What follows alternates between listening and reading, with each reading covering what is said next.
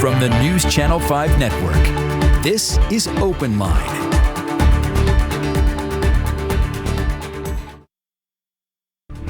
Good evening, everyone, and welcome to Open Line. Tonight we are talking about the governor's State of the State address. He just wrapped it up, and boy, do we have the perfect guest with us tonight. You guessed it. It is our NewsChannel 5 Political Analyst, Pat Nolan. Pat, thank you so much for being here. Hi, Carrie. Good to be here. It's good to actually have someone here in the studio with me, even though we're socially distanced. That's right. It's nice to have another body around.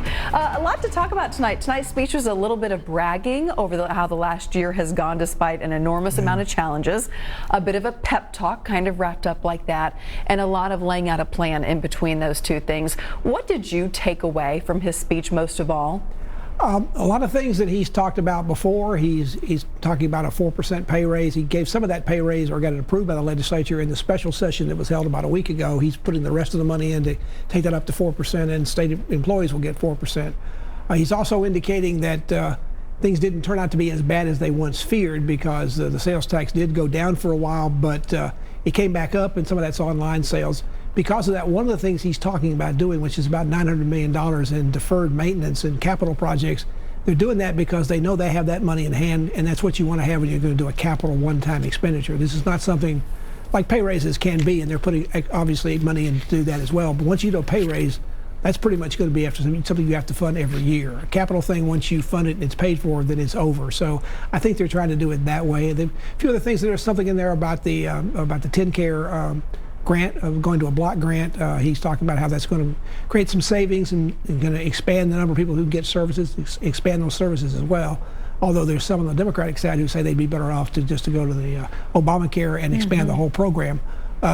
He also sort of warned the Democrats, particularly the Biden administration, if they decide to change the decision that was made very late by the Trump administration to let this happen, that the savings he's talking about and the extra things that he may be trying to do won't be in the budget this year. They're not in the budget right now. I think they're budgeting to be conservative and not put things in there that they're not exactly sure that it's going to continue to stay okay in Washington. No, he really did issue a threat to the federal government, saying if we can't do it our way and take care of these savings like we want to help developmentally challenged Tennesseans, this is on you. We won't get that money and we won't be able to do this. Well, it was very overt. That's always the way they do it. They don't want to take any blame. They want, if there's blame to be put or people are unhappy because something doesn't happen, they want to make sure the other side gets blamed for that. So he was pretty quick to have that out there.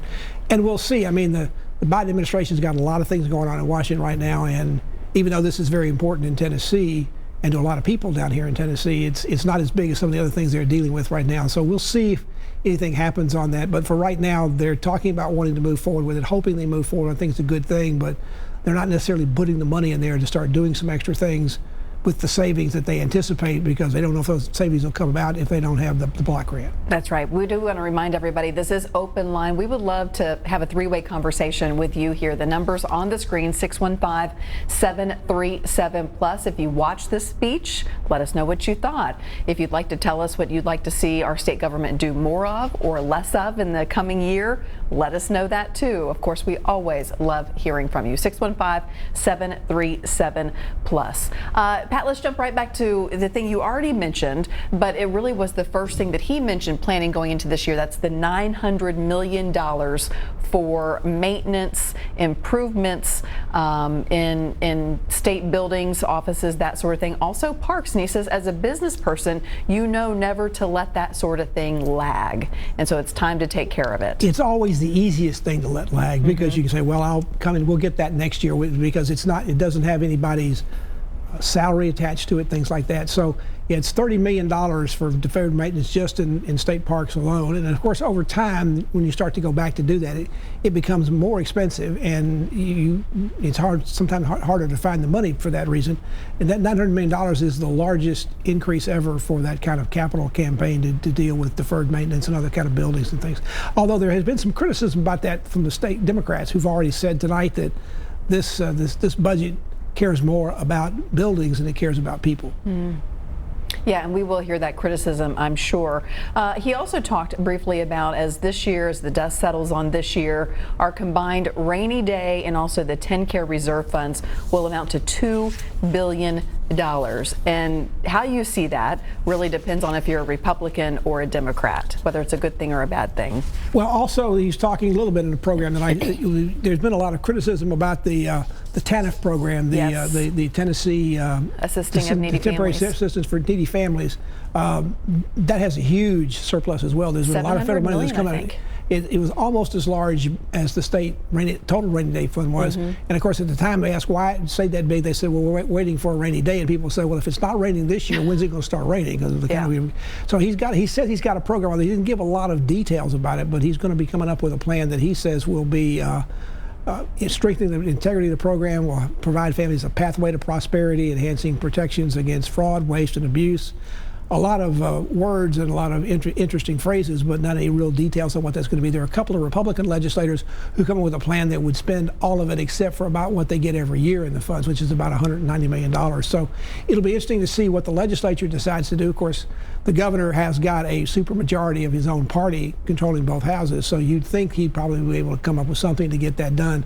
It's been something of a scandal people were finally determined it had gotten to be that size in terms of the surplus that was there, but it looks like he's going to try to act on it, and we know there are at least a couple of people in the legislature who are trying to move some legislation about that too. You know, it's kind of shocking to me that we're still trying to figure out what to do with that money, because this was uncovered, it has to be about a year ago now, that we had this huge surplus of federal funds that are given to the state to use to help folks who are struggling. And often that money will go to agencies and nonprofits that help those families in areas of child care and food and rent and those sorts of things, job training, and it just wasn't being used. It was just sitting there. And now a year later, it's like, we're going to come up with a plan. Well, and don't you wish they already had the plan? Because think how many more people have wanted and need that help now than needed it a year ago or a year and a half ago when this first came out, because we've had a lot more people who've lost their health care, a lot more people who've lost their jobs, lost their homes. Yes. I mean, this, as I said, if it's not raining now, we'll never need the rainy day fund, because we'll never have, if we ever had anything worse than this, we're really going to be in trouble. Isn't that the truth? I don't want to wish that on us. Let's get to the phones, Pat. Dorothy is on the line. Dorothy, thank you for being our first caller tonight. Go ahead. Oh, well, I want to call in. Governor Lee done a great job. We can barely hear you, Dorothy. Make sure you're talking right into that receiver. I said I enjoyed the conversation with Governor Lee. He done a great job. I wish there's more of him like up in the White House. What do you like about how he governs? I like the way he governs, the way he presents his with everything and the money and all that, and state employees, and separate, give out to the people. I think he's done a great job, and I can't say that for some of them, but I really miss President Trump. I'm praying for him that God will help him through everything. And I'll hang up and listen. All right. Thank you. Thank you, Dorothy, very much for calling in tonight. And the governor, as part of when I said he started off with a little bragging over the past, how it has gone, he did say, if all of these numbers should prove how being fiscally conservative pays off. Yeah, Carrie, he talked particularly about, there's a recent report, he didn't say exactly where the report came from, but he said that Tennessee is one of only 7 states to have positive economic growth dating back since last April of 2020. That's only 7 states out of 50, and we're one of those 7, so that's a pretty good sign. He also, speaking of bragging, talked about that Tennessee is now recognized as the 3rd least taxed state in the nation. So he wants to talk about what they've been able to do in terms of being fiscally sound and fiscally prudent about using their money, and he did that again tonight, and of course the legislators thought that was great. He got a lot of rounds of applause on that. He got several standing ovations. That's the state of the state, state of the union, state of the state of metro state speeches are all kind of like that. They are laundry lists of what I've done and what I'm going to do, and taking some bows and some curtain calls for those things, and that's what you expect when you see those. Now, something we didn't expect today was to see this at War Memorial. I mean, it was planned for this week, but that has not been the tradition, Pat. I'm sorry, I didn't hear to have the speech at War Memorial. Oh, that's true. Auditorium. Yeah, I have seen, the only thing I've ever seen that was done in the War Memorial that was different from before was way back in 1975. They had an ice storm, and Ray Blanton was sworn in as governor. Usually it's done outside on the Capitol steps around where the Legislative Plaza is, although that had just been built at that time. They moved it inside because of the ice storm, so it's kind of unusual to have it anywhere, state of the state anywhere other than that, although the history of the state is it used to be a speech that the governor made to the Tennessee Press Association. Over the years, the legislature said, hey, wait a minute, we're the ones that has to approve that money every year for how the state's going. You need to come do that to us. So it's been something they have done. Apparently in the law it says it has to be done in the state capitol, so there have been some who are raising questions about is it done legally. I don't know. I'm not sure what the penalty is for not doing it the way they're doing it the way they did. They wanted to try to make sure they were safe. The governor did take some time tonight to memorialize and honor the over 10,000 people we've lost in the pandemic, and also to brag on the people of the state, because he thought he said right after Thanksgiving when we had the big spike in cases, he thought we were particularly in a bad situation going forward, but we managed to find a way not to have a spike like that right after Christmas, and it's not been nearly as bad since the first part of January. Cases, hospitalizations, now deaths have not necessarily gone up. We had about the worst week ever and worst month ever in January for deaths. So we're not out of the woods yet. And of course, the news today is a lot about all the variants that are going on, which continue to make this a tricky situation to know whether the light at the end of the tunnel is getting closer or further away. And again, he doubled down on his plan to keep decision making to local authorities like mayors and how things should go, and again boasted about that plan and how Tennessee has separated itself in different avenues by doing that. Yeah, he also bragged on himself by saying that the kind of orders he put in did not ever shut down any places of worship or limit their situations, other than obviously for social distancing. A lot of states have had problems with that. We have not had that. Although it's interesting, Carrie, there are a number of bills in the legislature that would put further restrictions on future governors or even mayors and county mayors to be able to put those in. Some people, I'm sure those will be put under some scrutiny, because some of the things they're talking about making further restrictions on and make it harder to do are the very things that probably have done at least something to kind of move this virus into the sort of the revision it's in, or lower rooms it's in right now. So, and there's also several bills that would limit, I think they say, future governors from being able to put out shutdown orders and other things to see. It'll be interesting. I hope we never have to have a governor to do that, but it's interesting to see the legislature wants to be able to, if not keep a governor from doing that, make sure that after it's in place for maybe 30 or 60 days, they have to come back and get his approval.